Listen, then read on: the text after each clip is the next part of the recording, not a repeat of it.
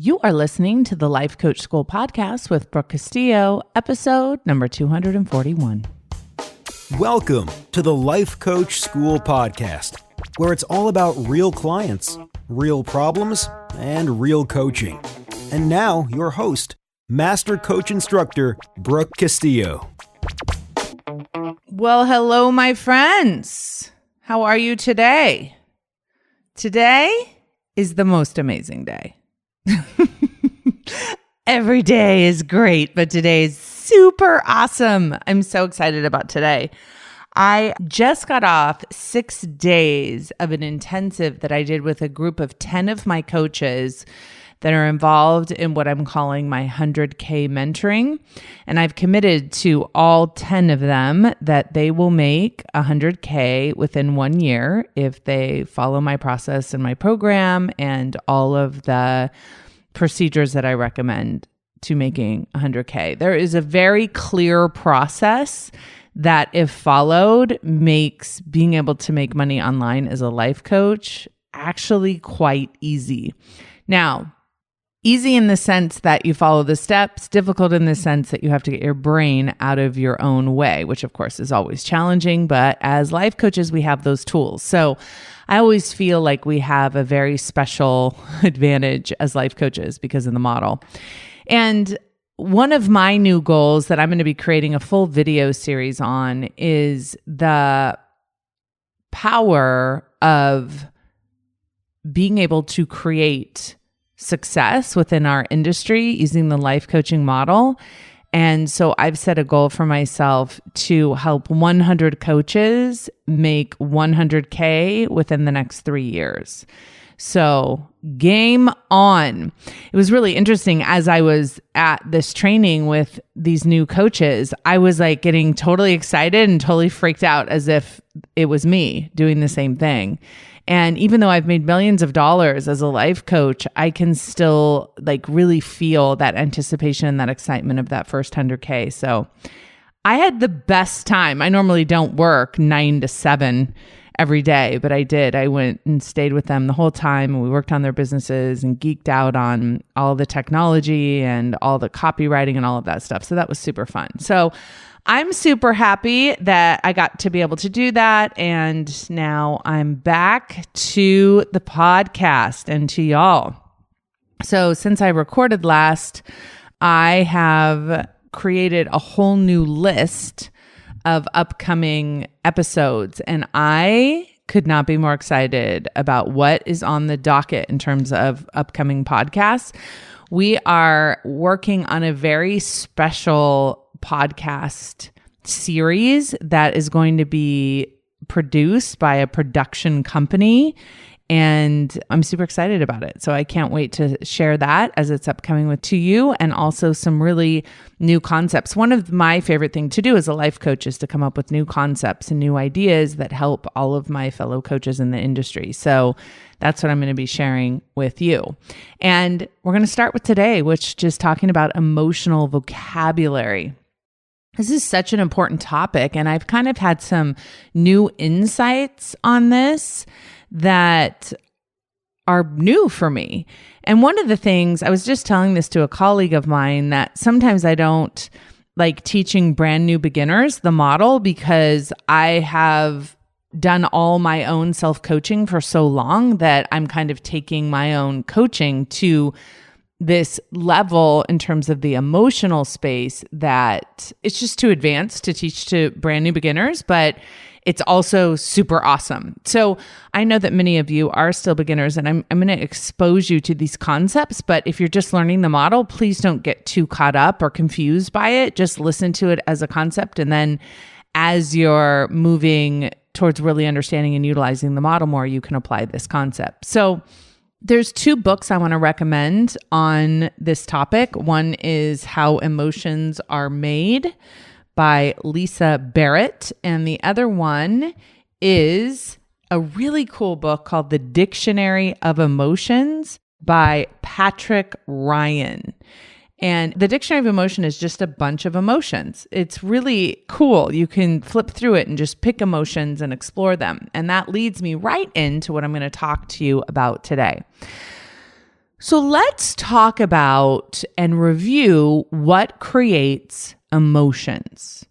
And the way that I've always described emotions is that they're a vibration in the body. Now, literally, they're caused by chemical reactions and neurotransmitters, and we can get very scientific with all of it. But one of the things that I want to emphasize is that the biology of emotion is still in its infancy in terms of scientists being able to agree on what is actually going on in there. There's this big debate over the limbic system and what's really happening in terms of chemical reactions. And we're just starting to get a hold of it and study it. So I think what's important is not to make sure the exact science is perfect, because we're utilizing this as a way of not to get it accurate and pass the test, but more how do we apply it to our lives in a way that is useful.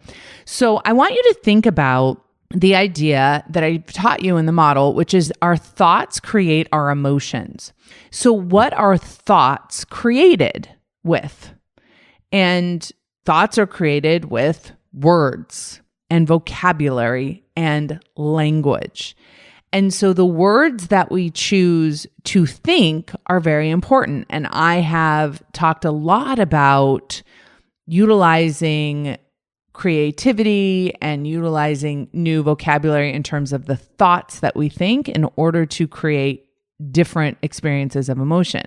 But what I want to talk to you about today is how we talk about emotion affecting our way of experiencing emotion. So often when I'm working with clients, one of the things that they need practice doing is experiencing and feeling emotion. And one of the first things that we do when we're learning how to do this is we name our emotions. We say, I'm feeling whatever the emotion is. And in the beginning, some of my clients, they're just numb. They don't know how to describe their emotions, and there's no emotional vocabulary to really develop this understanding and to distinguish between even like the major ones. Are you happy? Are you sad? Sometimes my clients really can't even go to that level, which is really fascinating because what's happened is we haven't been taught how to experience or describe or process emotion. There's no class. We're basically taught the words of emotion in school. We're taught, happy, sad, mad, glad, and shown, pictures of happy faces. And we've read in books experiences of characters maybe talking and said, he said gladly, he said sadly, to give us kind of a sense of the experiences that would create different types of emotions. But in terms of really associating emotion with the vibration in our body, there's very little education on that. And very little acknowledgement that how we label and how we speak about our emotions actually has an effect on our emotional intelligence, on our ability to really understand and process our own emotions.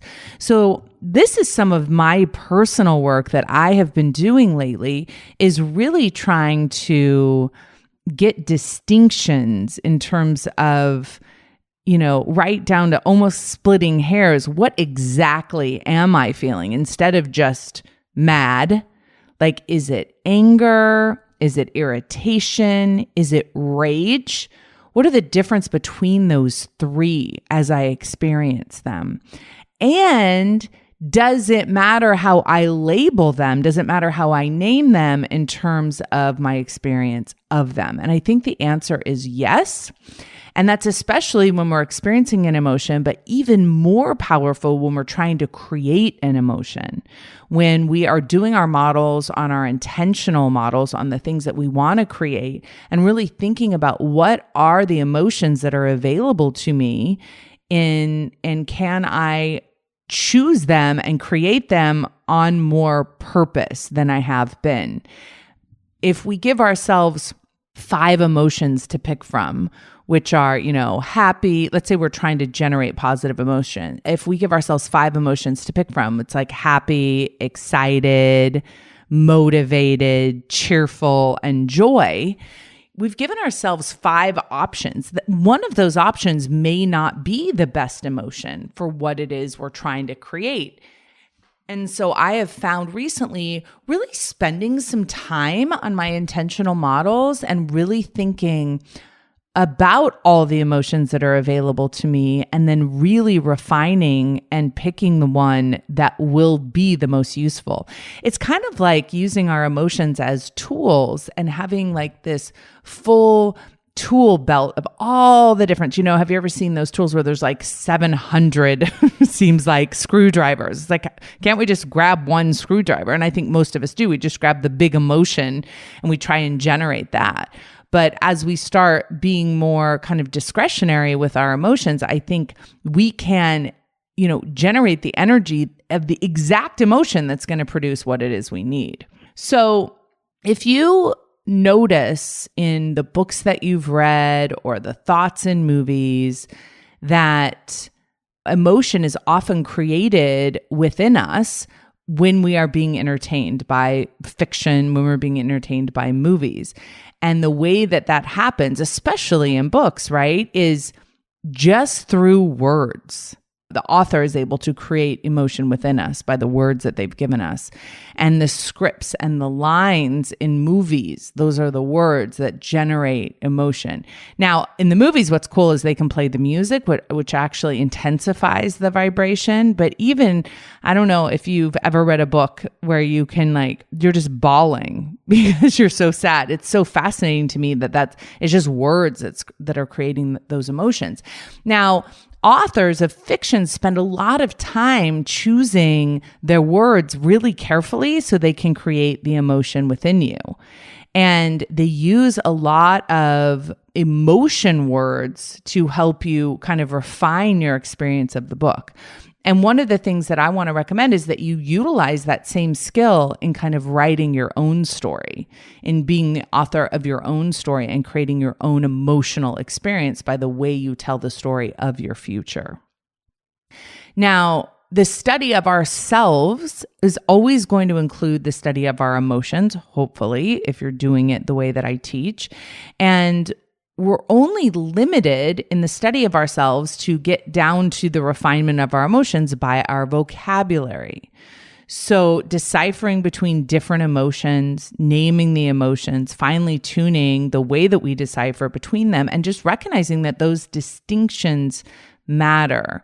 The difference between ecstatic and happy and joyous. Do you know how those feel different? Have you studied how those feel different in your body? And I think kind of at the mastery level, that is the invitation. Can we go into really understanding those differences and, first of all, how we experience them differently, but also how we create them differently? What words do we use to create the feeling of happy in terms of our thinking? What words do we use to create the feeling of ecstatic in our thoughts? Now, sometimes you may say, I don't know how to do that. But if you think about like a fiction author, they know what they're trying to create in terms of the feeling in the reader. And so if you thought about it that way, if you were like, insert thought here to produce emotion, first of all, you need to know what the emotion is, and then you need to practice writing the script that will create that emotion, writing the script for your brain. So that's really what I have been practicing with myself. It's kind of what I've been teaching you guys about living from the future and creating those scripts for yourself to practice being the person who already has what it is you want to have and being the person who already is who you most want to be, and then living from within and from those emotions and taking them to the next level, not just excited, but what is the difference in your body between, certain and hopeful and excited and motivated and determined? Those are all three very different emotions. And which one is most going to help you create the result that you want? I've been doing a lot with certainty and how much I love the feeling of certainty and how tricky it is to create when you have huge goals. If we could feel certain all of the time, it would let our brain kind of chillax. Like our brain loves certainty, but it thinks that certainty comes from outside of us. But if we can generate it from within us, then our brain kind of settles down because it doesn't feel like, it's like, oh, we're certain, we don't have to keep looking for danger. It's almost like a brain hack that we're doing. So what's so interesting when you think about emotion from kind of, you back up a little bit, is there's a big debate, and she talks about it in the book, How Emotions Are Made. There's a big debate on whether emotions are something that happen intrinsically or they're something that is taught to us. And I had never really thought about it this way, but I find it fascinating that different cultures teach different emotions, and different families teach different emotions within the structure of, the family unit and the culture and the way that we're raised. We're taught to feel emotions on purpose. A lot of times we're taught to feel patience, and we're taught to feel regard, and we're taught to feel respect, and we're taught to feel joyous. I've had a lot of clients that were never taught how to feel excited. And I find that totally fascinating. I was thinking the other day about the emotions that I was taught to feel as a child. And my mom did, I think, a really good job at trying to create excitement. I think about how she did Christmas and the anticipation of Christmas and the excitement of Christmas. And I never thought about that being a taught emotion, but it was. She really taught me how to get excited for something, how to anticipate something. She taught me how to feel gratitude for things by pointing out, how to think about a certain thing to generate that emotion and be thankful for it. A lot of families, I feel, do a beautiful job of teaching their children to feel reverence for certain things. My sister is really into nature and loves everything nature. And she's taught her girls to be very reverent of nature and all things in nature. And we used to laugh because, her little girls would be out in nature and there'd be like a spider or a snake.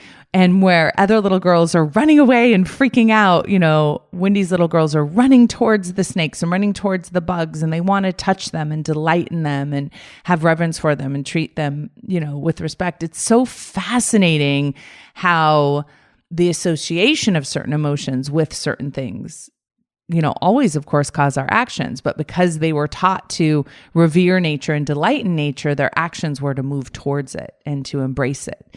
Whereas other children maybe were taught to be afraid of it and were taught fear. I know that for many of my students, there was a lot of fear teaching how to feel fear in association with a lot of things in the world.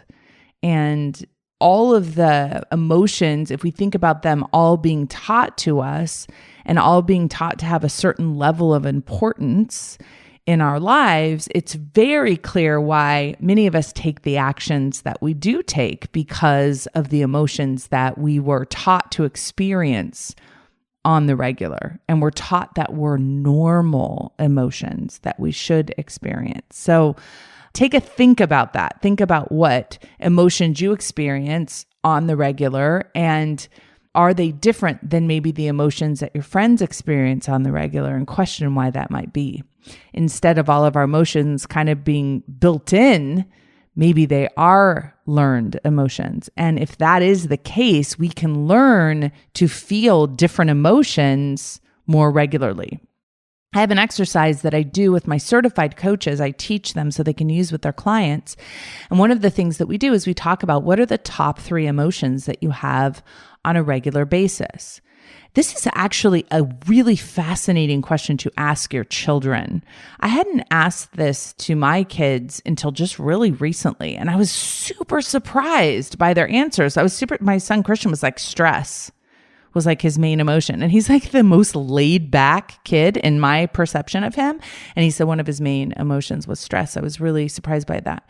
And I asked the same question to my son Connor, and again, was totally surprised by the answer. But just a beautiful question to ask your children to answer, because it's not a threatening question, but it might be surprising. Ask your significant other, ask your friends, for sure, ask your clients if you're a coach. So you think about what are the top 3 emotions that you experience and what are the top 3 emotions that you want to experience. Are you creating emotion on purpose? Are you deliberately generating the emotions that you want to feel that will create the results that you want to create? That is the secret to creating your life, is to becoming aware of what's going on in your mind and your emotional life so you can change it to create more of what you want. I think for me, one of the turning points in my life was when I was talking to a colleague of mine who has the model, who understands the model. And I realized in one flash moment that I could put whatever I want in that R line, the result line at the bottom of the model. And so all I had to ask myself is, what is the emotion that I need to generate the action that I need to take no matter what to create any result that I want? And that's been a game changer for me for sure.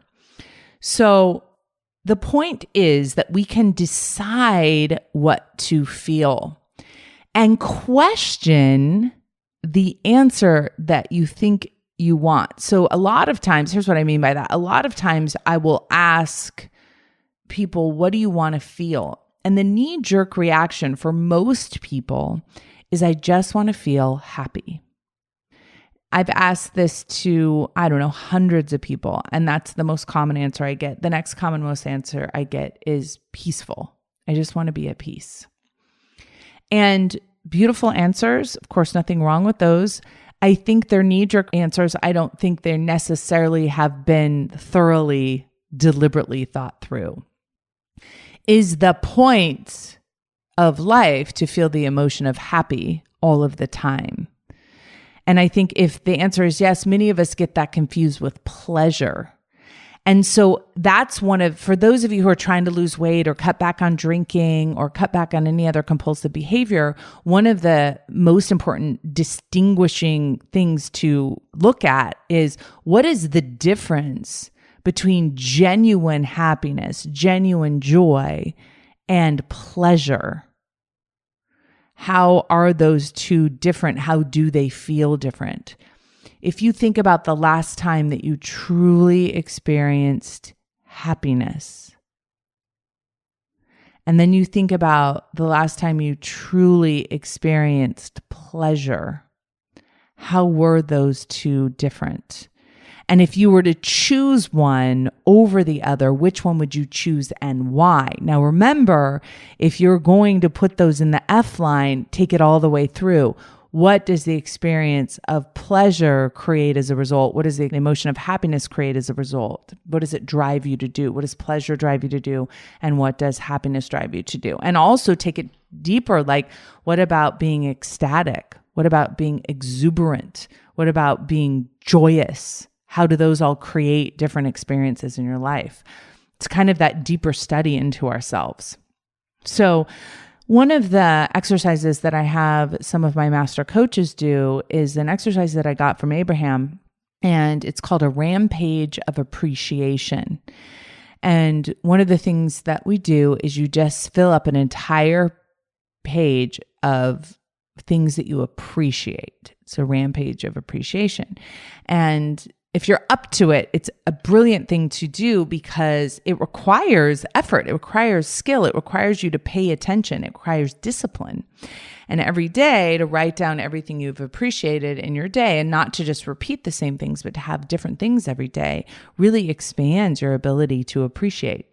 Isn't that fascinating? And it's something that, if you see it as an activity, as a skill, you want to be more appreciative, then practicing appreciation is what you do. But one of the things that she said was so interesting is she goes, I think this list is so different than a gratitude list. It feels very different than a gratitude list for me. And so I'm like, well, that's exactly what I was talking about in terms of emotional vocabulary and creating those distinctions and deciphering between the two. That's when your self-coaching work becomes, I think, more sophisticated and more interesting. So when you think about what is the difference between the two feelings, what's the difference between feeling gratitude versus appreciation versus wanting? I like to do an exercise where we talk about wanting what you already have. How does wanting what you already have, being appreciative of what you have, and feeling gratitude for what you have different? And I want to suggest that it's really important to spend the time understanding the difference for that deeper study of yourself, to take all of this to the next level. I've talked about this before a little bit in the podcast, but I want to bring it up again. I think using an emotional vocabulary in your speaking life is really important. A lot of times people will ask me how I'm doing, and I will say, amazing. I love the word amazing. I love the feeling of amazing, and that's how I answer the question. But most people, when you ask them that question, they say, fine. I'm good. I'm fine. Can't complain. Doing well. It's like those knee-jerk reactions that most people have learned in terms of their vocabulary that creates their experience. So when somebody asks you, how are you doing? And you say, fine, you're going to feel very different than if someone asks you how you're doing and you say, amazing. That's one of those things that most of us haven't really thought through on how they want to answer that question consciously, right? They haven't thought about, what do I want my answer to that question to be? We've just defaulted. So it's fine, very well, good, busy. We've been busy. A lot of people say that. Hanging in there. I'm okay. Those are just knee-jerk, pre-programmed answers that we've probably learned by listening to other people say them. So one of the things I want you to do as we're working on this emotional vocabulary in this lesson is I want you to decide how you want to answer that question. Now, people will say to me, well, I always want to answer honestly. Okay, and that's good. Answer honestly, but deliberately. Because your experience of how you are is created by you. It's either created by default or it's created consciously. So you get to decide how you are. You get to decide how you're doing. Okay? So think about it. What emotions would you like to have in your repertoire? What emotions do you want to choose from? Here are some to think about. Awesome. Happy, content, thrilled, relaxed, joyful, hopeful, inspired, prideful, adoring, grateful, blissful, flow, tapped in, aligned, guided, committed, secure, selected, accepted, disciplined. This is a list I have them written in my journal here that I pulled from the book, The Dictionary of Emotions. And it was really fun to kind of try them on. So I want you to imagine that we're going into the emotional dressing room. Okay. I'm like, come on into the dressing room with me. Let's try on these emotions. So what was fascinating to me is that the emotion selected felt amazing to me. And it felt different than guided, selected. What a cool emotion. I can just choose to feel selected. I can just choose to feel approved. I can just choose to feel disciplined, guided. Self-esteemed was another one I pulled from there. And I looked up the definitions. You want to feel self-esteemed? It's having respect for my own abilities. Isn't that gorgeous? Isn't that just a beautiful way to think about yourself? Can you imagine if you just had respect for your own abilities? If you went through the world with that self-esteemed emotion. It'd be funny if someone asked you how you're doing. How you doing? Self-esteemed? Very self-esteemed today. Self-respectful. Some other ones were self-reliant, successful, self-starting, self-understanding, bodacious, bold, brave, courageous, intrigued, intuitive. I want you to imagine the buffet of emotions that we have to choose from, that we can create for ourselves by simply creating the thoughts that generate these emotions, and how many of us are leaving all the delight on the table and settling for, how you doing? I'm fine. Really? Of all the emotions you could pick from, you're going to go with fine? You're going to go with okay? You're going to go with busy? You're going to go with hanging in there? I love it when somebody says, how are you doing? And I say, amazing. And they say, whoa, why? I'm like, it's Tuesday. I am amazing. I own that. People think, oh, that's prideful. I'm like, yes, I'm very proud of myself. No apologies. Prideful in the sense that I think I'm better or I'm boasting than somebody else is not what I do. That doesn't feel good. One-upping other people doesn't actually feel good. It comes from a place of insecurity. But feeling abundant and excited and proud of myself and self-esteemed and loving all the people around me, that's when it gets really good. Feeling loving as an emotion is wonderful. I feel loving. That's what I'm going to create. That's what I'm going to generate. You can generate the best emotions. So think about that for yourself. What are the very best emotions? What's the best emotion you can imagine feeling? And memorize it and practice it. I was just watching the World Series with my husband. It was so fascinating to watch the players as they hit home runs and as they anticipated winning, and the pure joy and excitement of winning that game. And I was telling my husband, I'm like, men in sports get to jump around and jump on top of each other and scream and just delight in each other. And I feel like in business, we should be able to do that too. Like we should all just huddle up and jump around when we have a big win.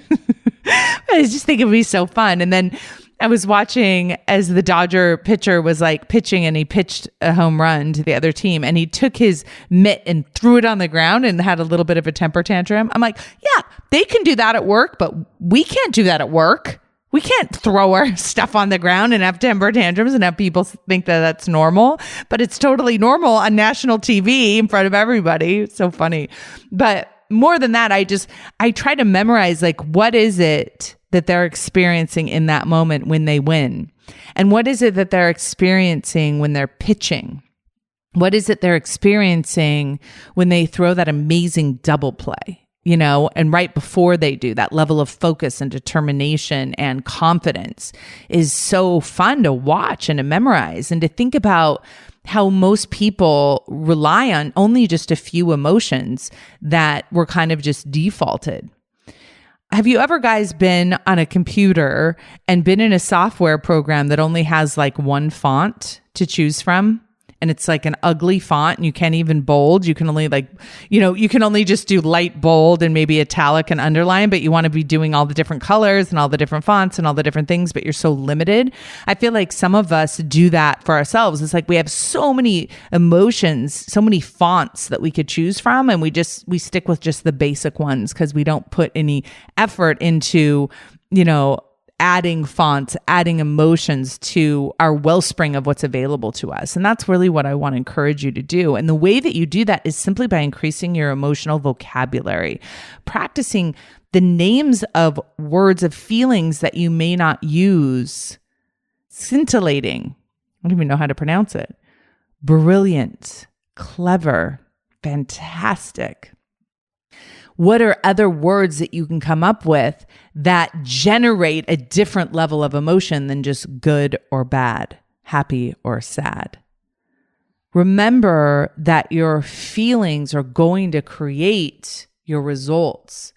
So if you think about the model as a recipe, and the recipe includes thoughts, feelings, and actions, what combination do you need? What do you need to be thinking, feeling, and doing in order to consistently create the result you want?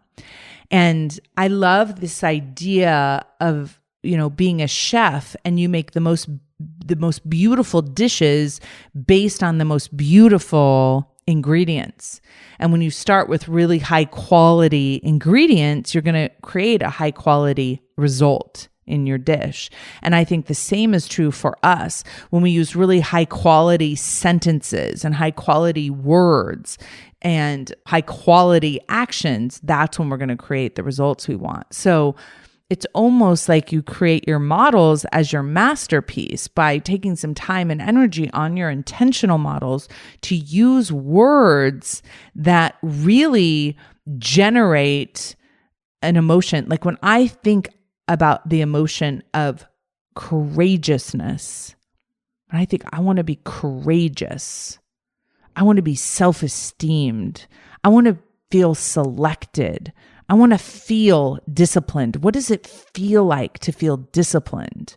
What does it feel like to be focused, bodacious, blooming, bold? All of these different words that we can use to plug into our models to generate, I think, a higher quality level of emotion and action. So think about some of these emotions: honored, fortified, confident, free. What about chosen?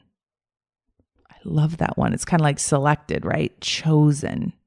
Decisive, agile, resilient, fun, funny, powerful, important, heroic, helped. These are all words. You guys got to get that dictionary and just pull words out and be like, do I want to go into the dressing room and try this one on? And when you try it on, does it make you want to do great things? Does it make you want to create the result that you want? And the last piece that I want to add here, because I think it's very important to understand, is that it's not always about just feeling positive emotion. It's not always about feeling happy and motivated and excited. We also can choose negative emotion on purpose and be deliberate about that. We can allow ourselves to be human and to have both sides of the human experience. And so often I have chosen on purpose to feel what I'm feeling, and it makes the experience of the emotion very different than when I fight it.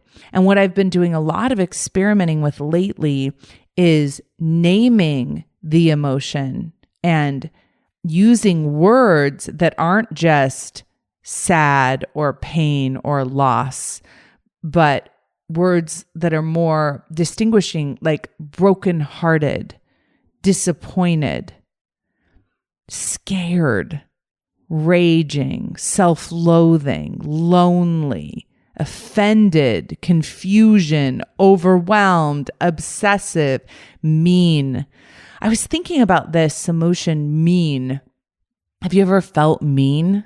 You know, where you're just like, I feel mean right now. I want to say mean things to people. It's very different than saying I feel angry, saying I feel mean. It really helps me to curtail my behavior when I acknowledge that that's how I'm feeling. Because when I feel mean, I want to do mean things, right? So instead of saying I'm angry and justifying doing mean things, owning that, no, this isn't anger, this is me feeling mean. It's like a level beyond it. And identifying and distinguishing between that. So the next time you're feeling a negative emotion, see if you can explore and like give yourself a multiple choice. Be like, am I really feeling sad, or am I feeling lonely, or am I feeling scared, or am I feeling pity? What am I feeling? And kind of give yourself some options and see if you can distinguish between two different emotions. And how do you know when you're feeling one over the other? And really learning how to label them in a way that serves you so you can process and allow emotion and be present with your negative emotion instead of always trying to be positive. And I'm going to leave you lastly with this, which I think is super fascinating, is if our emotions are learned and our experience of them are based on our language about them and the vibration we experience in them, it's fascinating to know that what I experience as maybe anger or fear may be very different than what you experience as anger and fear. And what you label your vibration and your experience may be very different than mine. And so I think that that's interesting to think about in our relationships when we go back to asking our loved ones, what are the top 3 emotions that you have? What are the emotions that you want to feel? And what do those emotions feel like? Because I've had conversations with colleagues of mine, I say, I'll say, this is what joy feels like to me. This is what contentment feels like to me. And they'll describe it, the same exact words, in a different way. And so I just think it helps us understand each other instead of making these assumptive conclusions that my experience is your experience because we're using the same word to describe it.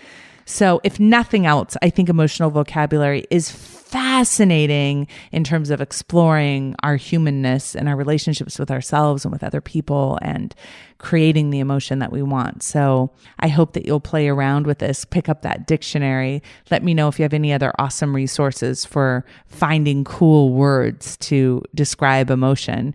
And there's a lot of people out there that make up words that describe emotion. And I think that's fantastic too, because there are no rules. You know, all of the words that were ever made up to describe emotion were made up by other humans, and nobody has more of a right to name what we're experiencing than us. So please enjoy and be creative with this process, because it will only take you deeper into your experience of awareness. Have a beautiful week, everybody. I'll talk to you soon. Bye-bye. Hey, if you enjoy listening to this podcast, you have to come check out Self-Coaching Scholars. It's my monthly coaching program where we take all this material and we apply it. We take it to the next level and we study it. Join me over at thelifecoachschool.com/join. Make sure you type in the lifecoachschool.com/join. I'd love to have you join me in Self-Coaching Scholars. See you there.